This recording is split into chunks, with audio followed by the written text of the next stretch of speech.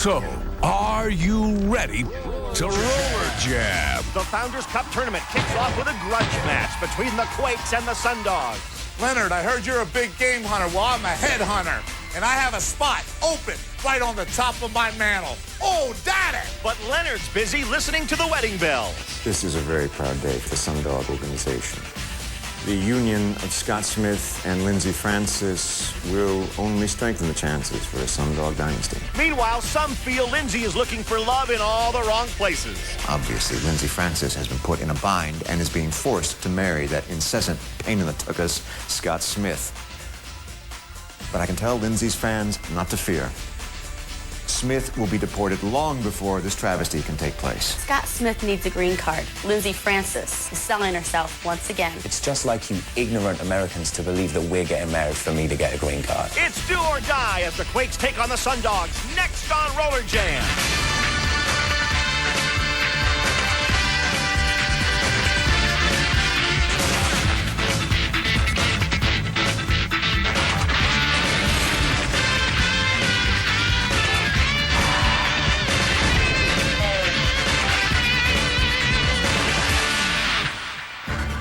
You're looking down at Orlando, Florida, Universal Studios, and that's where we are.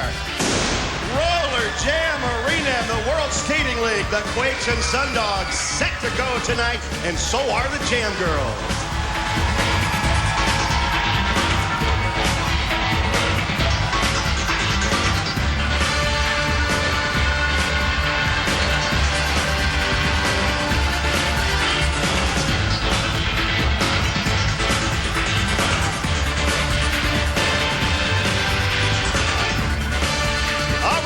Those blue pants. Those look good. I don't mind them either. I'm Rory Marcus along with Lee Hawk Rearman, and tonight we have a playoff game and we have a wedding. Somehow I never thought the two would come together, but tonight they do as the Quakes and Sundogs meet on the track, and Scott Smith is supposed to be married tonight to Lindsay Francis. What do you think about that? Well, I don't know, but this kind of defines what this game's all about. It's deportation versus motivation. Scott Smith, maybe it's true love, maybe it's trying to not be deported to his home country of England.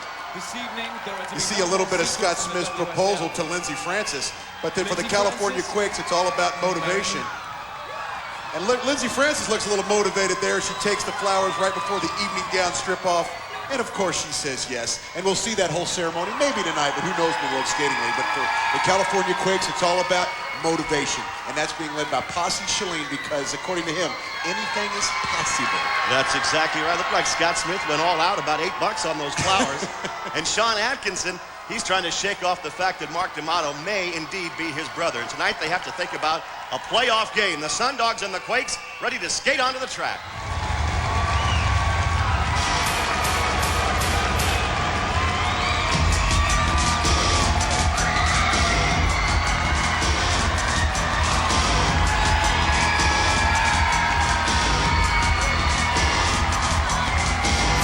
Squad ready to go for the California Quakes. I don't know what that dance is, but I like it. And we got the cutest little girl in town, too. Jamie Conomack. She sure has been stirring up a lot of, I guess, anger and vehemence toward her and her little column chatty chat with Conomack. And the rest of the Bod Squad. I like it. I think it's required reading. How else are you going to know what's really going on? The Quakes are here, and Atkinson's ready to start the playoffs. I don't know, that chair got pretty close to us over here. You better watch it. I'll send Rory Marcus down on him to take care of the Ack attack. Go get him, Rory. Yeah, I'll do that. I'll do it later, though. Atkinson wants to do it right now to the Sundogs. Wham! Goes that head into the rail. Everybody usually tries to avoid getting their head into the rail except him. And now this guy's all pumped up and ready to go. Why does he even bother bringing a shirt out here? I mean, I'm sure wardrobe, when you look at the stuff they built for the Bod Squad, all they just build him a pant leg and that's about it. Speaking of legs, look at Slopey. Eric Slopey, the white pony. And here he comes onto this track and ready to go and score some points tonight. There's a playoff atmosphere, no question about it.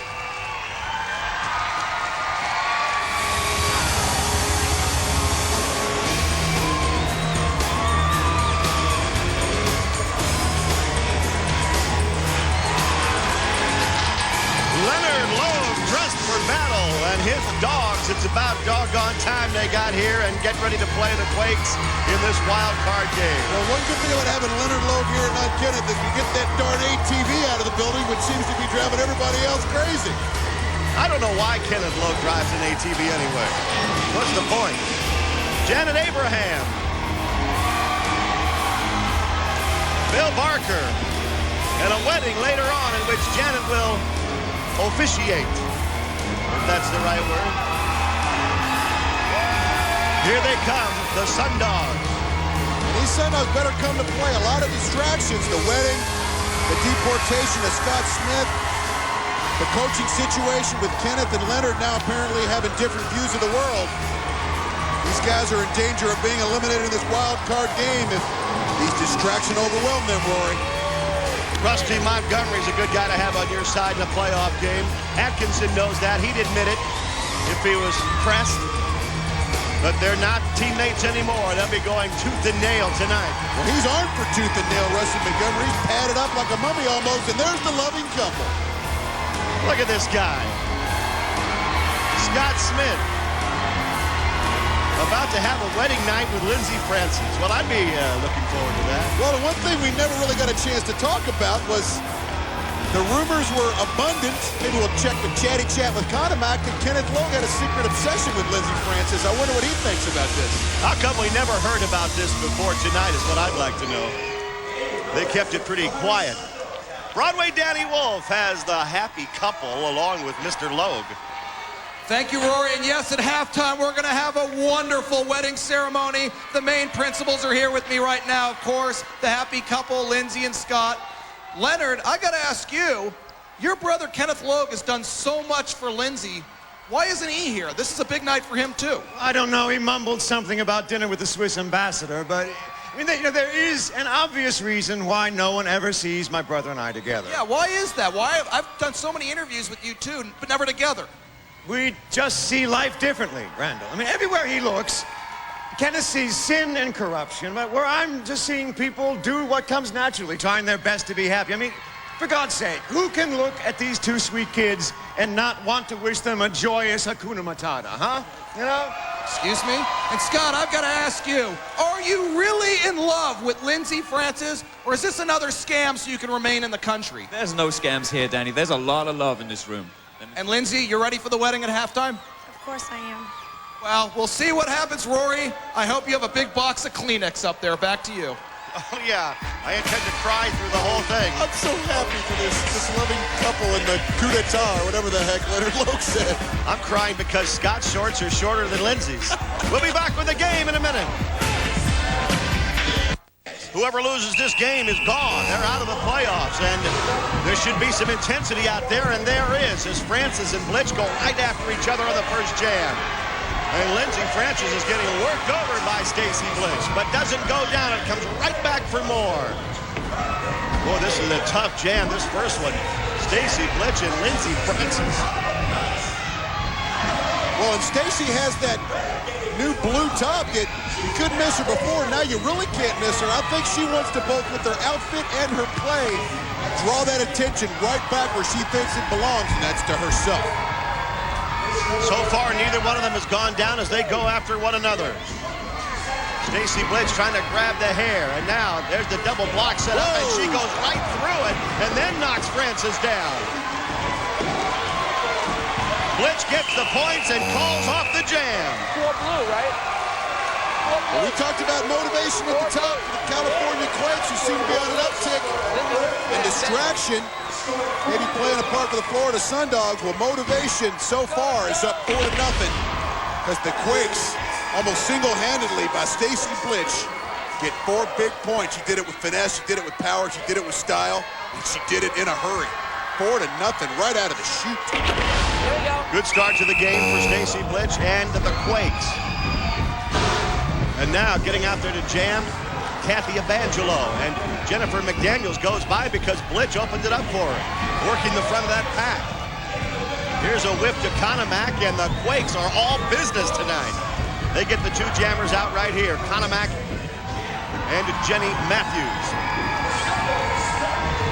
Well, they're both good skaters. You see how they get to the back of that pack quick, and Stacy Blitch is doing some work back there. There's a couple of easy points. The Quakes are really off to a good start in this game. I think these Quakes are coming in here. They want to turn this wedding into a funeral, Rory. He's thinking about the money he spent on those flowers. Here's Broadway Danny Wolf with Stacy. All right, thank you, Stacy. Why are you going so rough on Lindsay? Don't you know tonight's her big wedding night? You know what? Lindsay calls herself the golden girl. Try gold-plated girl. Scratch the surface, and you know what's underneath? Nothing but lead. And you know what? Tonight, I'm scratching the surface, baby.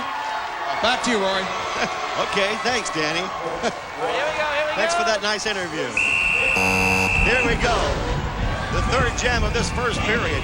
Jenny Matthews gets out there again, but this time Laura Heiser and Lindsey Francis break right with her. The Sundogs need to get on that scoreboard. Oh, man. Francis now has the lead in the jam and turns around and says, come on, Stacy. Let's see what you got. Stacy crosses right through the infield to catch her. Grabs her by the hair and around the neck. Oh, and brings her down. And look at these two go at it. Blitz pounding the back of Francis' head. Where's the groom-to-be during all of this, I wonder? Just sitting on the bench or what? The pack is all tied up. Stacy said she was going to scratch the surface. She was doing a little bit more than scratching. She was pounding. She was kicking. She was kneeing. And she still has a little left to smile after the fact. But you're right, the Golden Girl, this is anything but a wedding day for her. And she goes after Leonard Lowe. I don't know what that conversation's all about. But watch Stacy Blitz. She comes across the track. You said it, Rory. With just like fire in her eyes. Looks a little bit like the Hellcat of the New York Enforcers right there, possessed right after the Golden Girl. Man, is this Stacy Blitz motivated. Those wedding pictures won't look too nice if this keeps up. 6-0, one more jam. Blitz just sacrificed the points in that last jam to cut across the infield and go after Francis. And now she goes after her again in the front of the pack and knocks her down. Turns around to see if she's coming and says, come on, I want some more. Francis is going into the infield and well, she's continuing her complaints to Leonard Lowe about either his inability to control the game somehow or the fact that she just does not want to play anymore, Rory. She left the track in the middle of the jam. That's unprecedented. It looks like she has tears in her eyes, and Leonard Lowe's trying to kind of soothe her a little bit. Imagine if you had to go to Leonard Lowe for comfort. Stacy Blitz now says, all right, with Francis out of the game, I can try and score some points. Katie Cooper back to block, missed her. Now Heiser gives her a little shot. Blitz going low on the track, knocks two down, knocks a third one down. She's having a huge first period, and they have shut the Sundogs out in the first period in this playoff game. Well, the frustration on Lindsey Francis' face doesn't begin to tell the story of this first period. Stacy Blitz and friends just had their way, and they got a big lead at 9-0.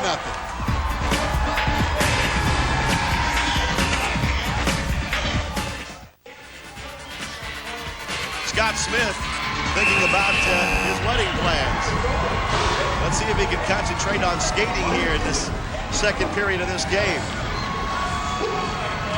And here's the first jam of this second period.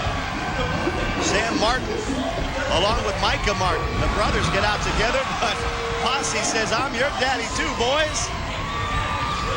And here he goes, trying to add to that huge lead they already have. And Bill Barker slips back there. Bill Barker's back to block. And for now, he's kept Posse at bay. These two guys, they're both tough. Oh, man. Posse knocked him down like it was nothing with a little assist from the Ack-Attack. An Ack-Attack knocks down Rusty Montgomery. Shalene goes through and picks up some more points. The Quakes are blowing them out, absolutely blowing them off the track. 13-0. Well, they picked up right where the women left off. Posse, Shalene, and Sean Atkinson, the Ack-Attack, and Who's Your Daddy coming out. I mean, it is 13-0, and this could be one of the biggest blowouts in history at this pace, but Captain America is the first recipient of anything as possible. Then a little bit later, the Yak Attack does it the old-fashioned way with a body block semi-Superman to his old teammate Rusty Montgomery. It's just getting uglier by the moment here, Rory. Let's see if the Sundogs can even get on the board. Sam Martin and Sigmund Williams go out. Two good jammers. But right there with them, Tom Smith. Tom Smith and Brian Krebs. Krebs is the only one left for the Quakes now, and he goes down. What's Scott Smith been doing? Answer, nothing. It's like he's not even in the game. Right now, he's on the bench. He's not even in this jam. Trying to fix his helmet. Let's hope his wedding suit fits better than that. Sigmund Williams gets a shot from Atkinson. The Yak Attack trying to keep the Sundogs off the board, but it won't last all night, will it? You can't shut anybody out in this league, and the Sundogs are getting a whole bunch of them. With two jammers going through, getting them all, Sam Martin and Sigmund Williams, they picked up 10 quick ones, and they're right back in it. Well, that's the way you're going to do it, is with your strengths. You got the speed of Sigmund Williams and Martin, and of course you got the power of Captain America. Finally, a bright spot for the Sundogs, maybe a kink in the armor of the motivated Quakes. Captain America immediately takes out the leader of the Yak Attack, allows his two young, fast jammers to pick up some points. And right here, Captain America kind of does a little shift-a-roo. Atkinson was distracted. Captain America takes him out. 10 quick points for the two jammers. And they're right back in it. When you have the speed like these two guys, Martin and Williams, you can pick up points that fast, and they sure did. Scott Smith is still on the bench. He's still not skating. I can understand trying to save your energy for a wedding night with Lindsey Francis, but there is a game to be played. He should have called in sick if that's how he feels. All right, now the Quakes, Eric Slopey. He's liable to whip that white pony in a minute. Here he comes around the track, and he's the only jammer out. Bill Barker goes back to try and block. 13-10, the Quakes looking to add to their lead in a wild card playoff game, which could knock the Sundogs or the Quakes right out of the playoffs. Whoa! Oh, that knocked Bill Barker right out of the building just about.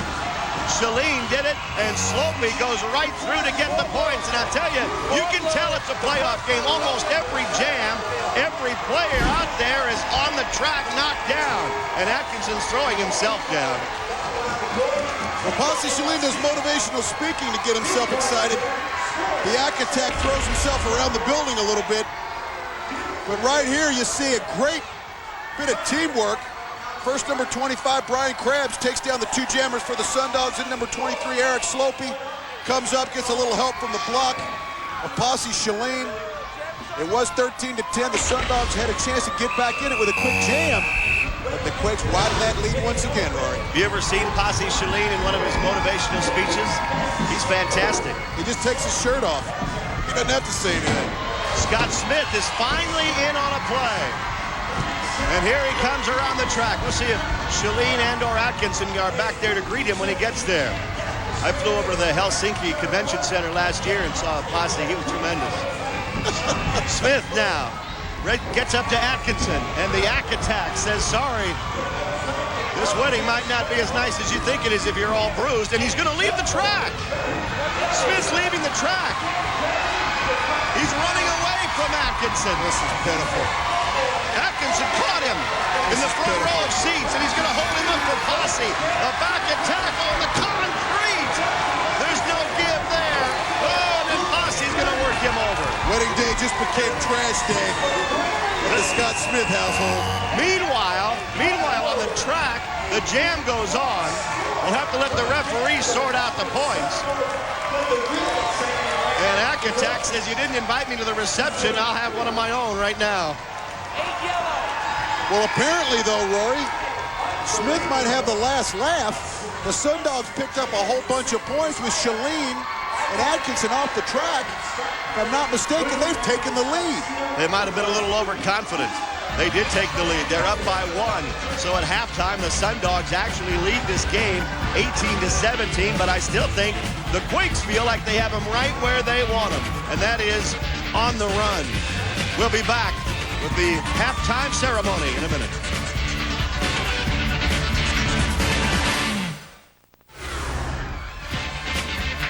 It's halftime of this wild card playoff game. The Sundogs somehow have managed to get an 18-17 lead over the Quakes, and that's after they fell behind big after that first period.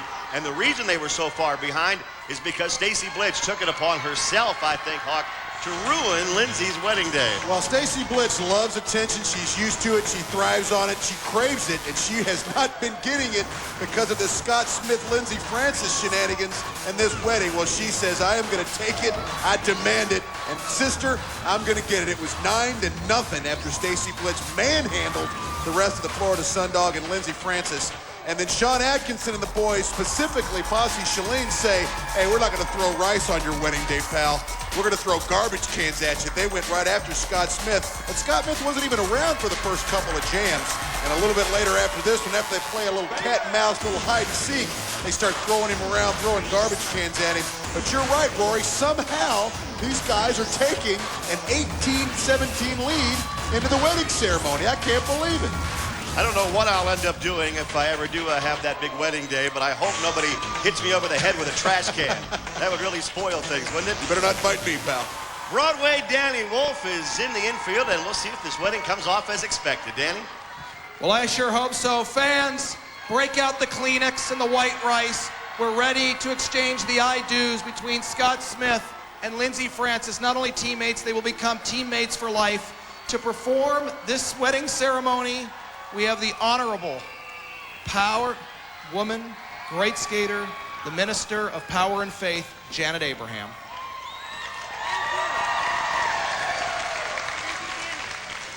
As you know, we are here today to be gathered together in the presence of this wedding that will be taking place in just a moment. And so now I would like to say that if there's anybody here that has any objections and any reasons why these two should not be joined together, please speak now or forever hold your peace. Mr. Logue objects. Wait, what is this? What? Mr. Logue objects. Lindsay, Kenneth Logue 3. That's the third. Oh, sorry. To this travesty. Lindsay, I have a video that I want you to watch. Bill, don't show anybody but Lindsay. We have a video to see.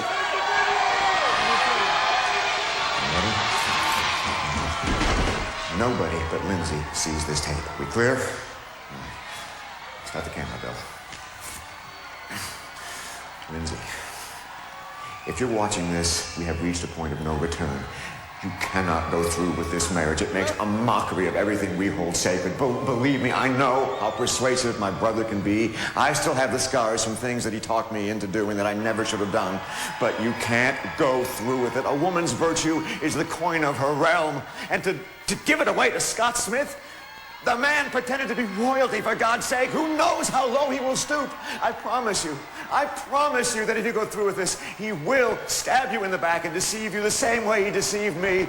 If you marry him, in a week's time, he'll be in a corner booth with Spago dating Lakers girls, for God's sake. Lindsay, I am down on my knees. I am begging you not to go through with this, please. Just think of yourself. Think of me, Lindsay, please. Please.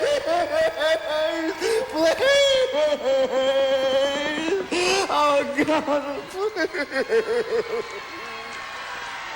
Oh, my. Kenneth Logue, visibly upset. What is your reaction to that, Lindsay? That's your brother. Oh, my God. You know what? We have talked about this, and this man is in need of serious help. He's delusional and paranoid and way too overprotective. Lindsay, would you like to go on with the wedding Let's go on with the ceremony. Don't you?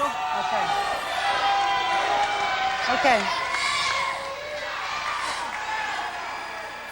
Lindsay, do you take Scott to be your lawfully wedded husband, to have and to hold, to cherish from this day forward till death do you part? Thank you. Scott, do you take Miss Lindsay Francis to be your lawfully wedded wife, to have and to hold, to cherish from this day forward till death do you part? No, I can't. I can't. What's the matter, Scott? I can't do it. I can't do it. I can't do it. You know, No, I can't do it, Bill. You've got to back me up. Marriage is supposed to be an institution backed by love and backed by understanding, and I can't marry you when I have feelings for somebody else. I can't do it. I'm in love with Malibu, Stacy. I can't.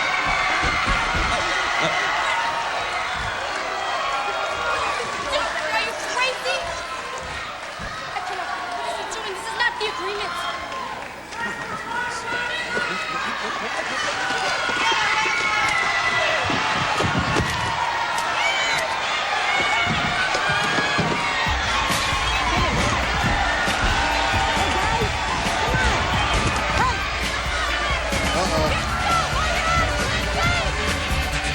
What a way to have a wedding.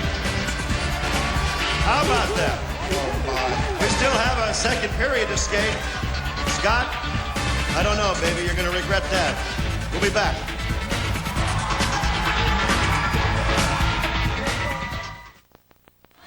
We've had quite a night already, and the fans have been treated to a lot. I remember about a year ago, Broadway Danny Wolf told me he'd give anything to marry Lindsey Francis. Now'd be a good time to tell her, Danny. I don't think I'm going to do that yet, Rory. Lindsey, you're still wearing the wedding dress. Aren't you going to take it off? I mean, talk about the wedding dress. You're an idiot. First of all, Scott, you are a spineless, tiny little piece of a man that I am way too good for you. I tried to help you out, but as usual, you came out as a fake again. So this whole thing was a charade? Oh, come on. Who would believe it? The golden girl with that little twerp? Give me a break. All right, good luck with Stacy. It was just Scott's way of trying to stay in the country, apparently, and then he couldn't even go through with it. I think I'd join the rest of America, at least the male half of the population, in just a collective sigh of thank goodness this woman has better sense than to marry that little twerp of a man. She's gonna skate with that veil hanging in the back there? Gosh, I hope so. Why don't you go down there and offer to carry it for her? Okay, I'll be back. Lindsey Francis apparently is going to skate, dressed with what she's got on right now. That's going to make an easy target, though. If they pull her hair from behind, imagine what they'll do with that little piece of her dress.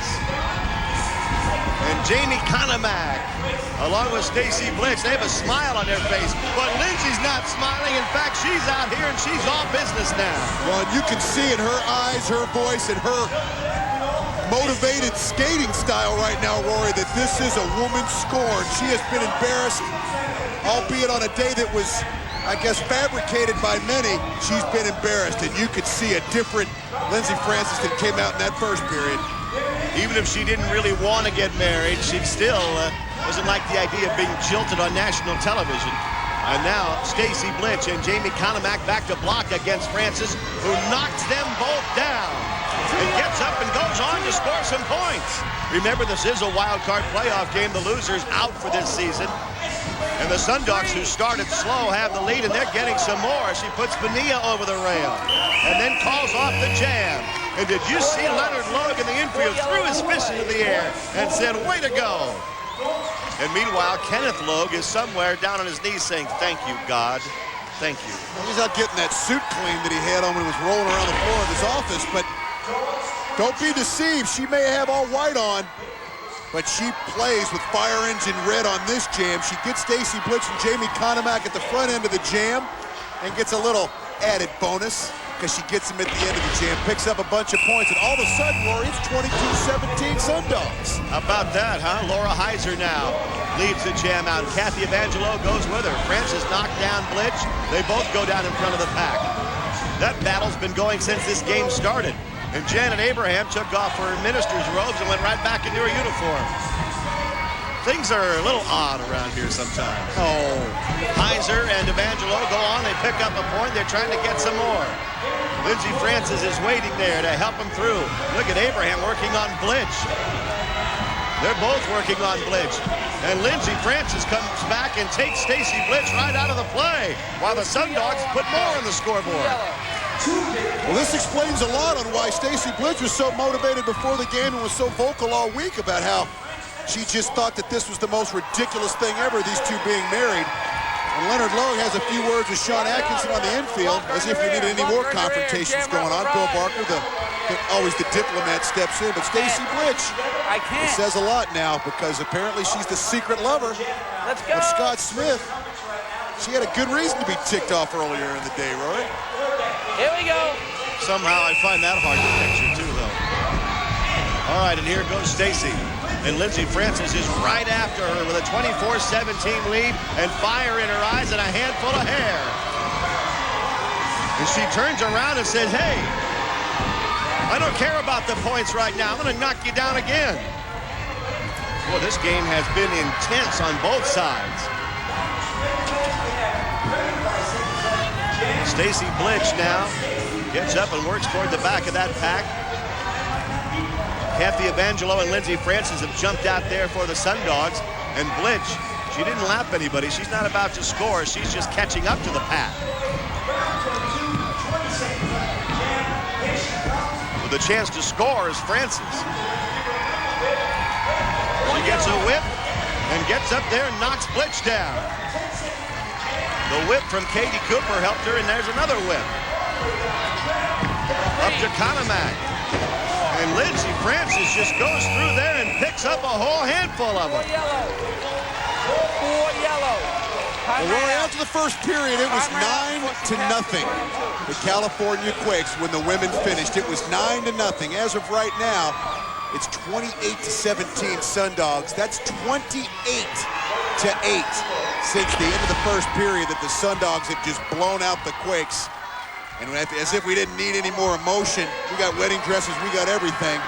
It's a wild card game, but there's been a little bit of added interest and determination added after that little halftime fiasco. That's right, and it's 10-0 in this period alone, Sundogs. Here we go, Jammers on the line. The Quakes women have had a little huddle. They only have one jam left. And again, they're slow to get out of that pack, and Laura Heiser just jumps right out for the Sundogs. Remember, the loser is eliminated from Founders Cup competition. So Laura Heiser with a chance to even add some more to that Sundog lead. And I bet you Sean Atkinson's over on that bench right now saying, hey guys, our whole season's on the line. We're going to have to come up big here in the final period. But right now, Blitch trying to keep Heiser from helping the lead grow. The pack is knocked askew. And Ileana Bonilla comes up from behind and scores points for the Quakes to get him a little bit closer. 2 yellow, 4 blue. And there goes Lindsey and Stacy again. Well, it's 30-21 now. The Sundogs are still comfortably ahead. But don't tell these women they got to save themselves for the semifinals. This is personal. Scott Smith, who said he couldn't marry somebody when his heart is with somebody else. I guess he was at least being honest. He's had to watch the Sundogs pick up a big lead here, and I'm sure he's happy about that. He's standing by with Broadway Danny Wolf. Danny? All right, thank you, Scott Smith. You've really done it now. Everything you do backfires. Your teammates aren't talking to you.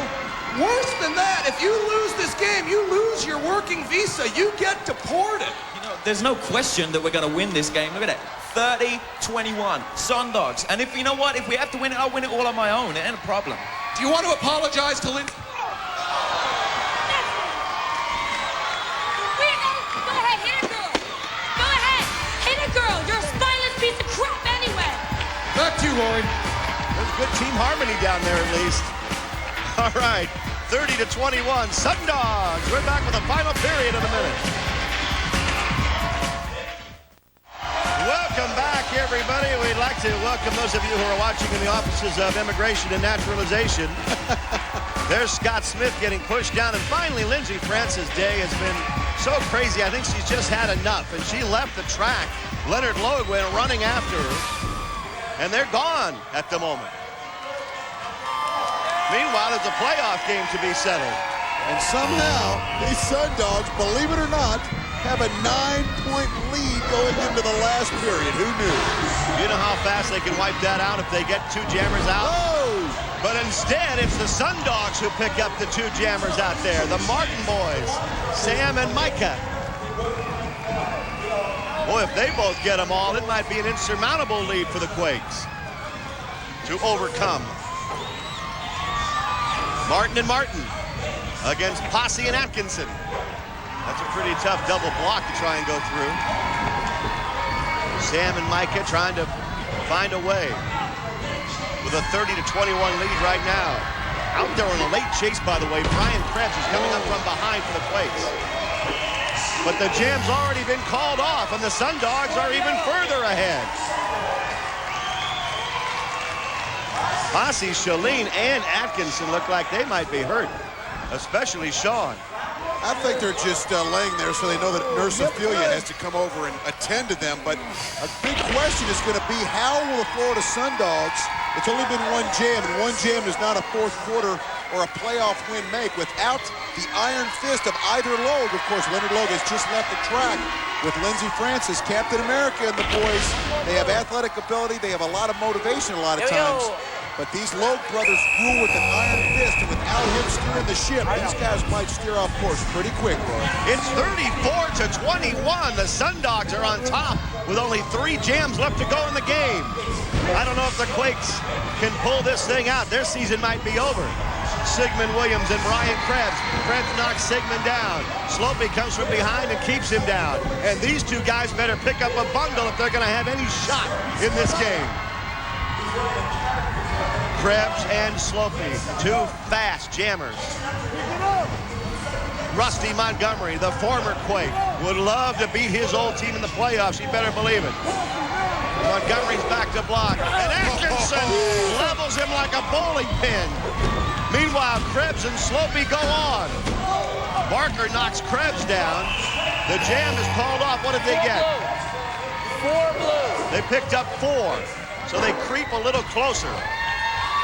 But the Quakes are still now 9 points down with 2 jams to go. Well, they chipped into it a little bit. I know Sean Atkinson is a little disappointed they didn't get more than 4, but they made a statement to Rusty Montgomery. Keep on knocking, but you can't come in. Look he who's might really here. be hurt. Look who's here, Hawk. It's Kenneth Logue. I don't know who that is with him. The guy in the tie, or the guy with the back you can play racquetball off of? I know who he is, but I avoid him. 34-25 is the score right now. The Quakes are trailing the Sundogs. Here we are. We're back at Roller Jam Arena. 2 jams left to go in this wild card game. Kenneth Logue has just made his appearance. And Broadway Danny Wolf has, of course, cornered him. He's a good reporter. Go ahead, Broadway. Thank you, Rory. You're a great reporter yourself, and so is Hawk. First of all, Kenneth, who is this? Who have you brought out? This is Agent Nicholas Evans of the INS. Mr. Evans is here in the event that the Sundogs lose their game. If they lose their game, their season is over.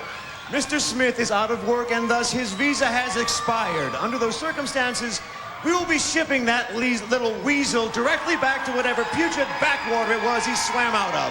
You'll deport him right here from the track? Immediately. Back to you, Rory. Wow, he has a lot at stake in this game. He doesn't seem to be worried, though. I'm still hinging on the comment that I'm a good announcer by Danny Wolf. Let me relish in that a little bit. That's the big news out of that interview, pal. Okay, maybe not. He lies. 34-25 is the score.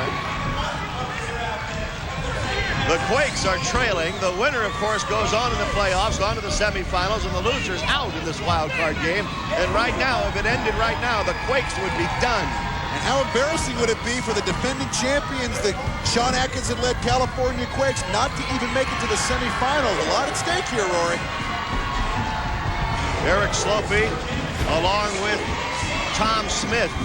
And, there's a little help from Posse Shalene on the jam. And the Ack Attack just leveled Sam Martin. I don't know if Sam's going to be getting up. Look at Atkinson. Throws himself down on his back. Well, Ack Attack, you've got 1 jam left. 1 more. And they crept ever closer. They're down by 4, but more importantly, there's not I don't know if there's a Sundog on the track who isn't laying down on his back. Sean Atkinson, Posse Shalene, and the boys. Looked like Barker went flying through the air and missed on the Captain America that time. Atkinson, Scott Smith, with an INS agent in the infield. He's had an interesting day, hasn't he? From wedding night with Lindsey Francis to deportation immediately. Well, and he dressed for a big day, didn't Scott Smith? He did. He's pleasantly dressed. 35-31. The Sundogs lead it by 4. The loser is gone. The Quakes are the defending champions, and the Sundogs are trying to knock them out in the first round. And Scott Smith said, look, we got a big lead at halftime. I don't care. We're going to win this game. If we don't have a lead going into the final moments, I'll win it myself. Well, he's putting his money where his mouth is. He's got a jammer helmet on, Rory. He's got a jammer helmet on his head and a green card in his pocket, and he's trying to hang around for a while. And there he goes on the jam. With him, though, now is Brian Krebs of the Quakes. 35-31 Sundogs. Final jam of the night. The season will end for one of these teams within the next 30 seconds. Scott Smith, Krebs are hooked up, and here comes the Chalene machine. Grabs him by the shirt and let him go, at least for the moment. Now he continues to work on him with only 21 seconds left in the jam. The Quakes better think about scoring some points. Atkinson takes out Scott Smith. And now they're going to have to get around there and get some points. 10 seconds left. 9. He just leaped over the fallen Smith. Brian Krebs did. So did Posse. They picked him up, and there goes Smith to get him. He got him. He got him as time ran out. 6 blue. Brian Krebs got the winning points, I think. We'll see what the referee rules. With Smith down, Krebs and Posse were trying to pick up as many as they could. And they got him. They got enough. They won it. The Quakes won it. 37-35. Not only that, but Scott Smith, who ironically could have called off the jam, Rory, earlier on to win the game and preserve the lead, did not. He was taken out by Atkinson. He looks like he's facing deportation. He did, for a few seconds, have the lead in that jam. That's right. Hey, guys, and now Broadway Danny Wolf is going to find out if they really will kick this guy out of the country. Broadway? Well, thank you, Kenneth Lowe. The Sundogs did lose the game. That means Scott Smith's working visa is officially expired. What are you going to do? Yes, indeed. Lads, do your worst. No! What is he doing? Station! Now are you satisfied, Kenneth? You know, seeing the law obeyed is never a personal choice, Daniel. It's a basic tenet of citizenship. We all know that. However, I would like to take this moment to make a personal appeal. Stacy, I'm sorry, Lindsay, I understand the kind of pressure you have been under. Everything is forgiven. My door is always open. Lindsay, come home. Oh, please. All right, Rory and Hawk will take it back to you guys. I don't know if we've seen the last of Scott Smith. I want to know where Stacy is. Back to you guys. Stacy was running after Scott, and gee, what a comforting thought that the door of Kenneth Logue is always open. I don't know what's more of a disgusting thought. The thought of Stacy or Lindsey Francis with Kenneth Logue, or the thought of Scott Smith with that big security guy tonight. We may never see Scott Smith again. We won't see the Sundogs again this season. They're out of the Founders Cup playoffs as the Quakes win it 37-35. Thanks for being with us, everybody. We'll see you next time.